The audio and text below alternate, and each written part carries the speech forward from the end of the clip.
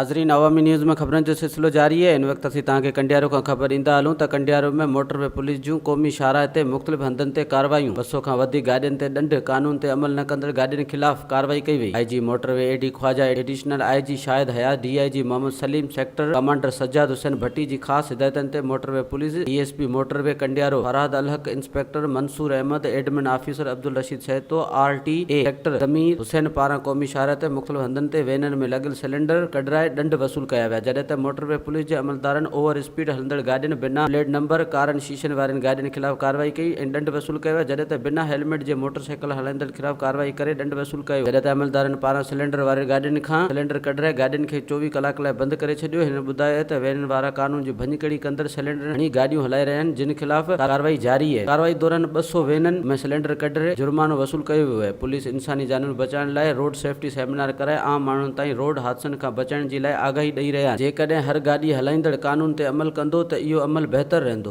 वधीक ख़बरनि ऐं तफ़सील लाइ विज़िट कयो अवामी news Facebook page, YouTube page ऐं अवामी न्यूज़ वेबसाइट।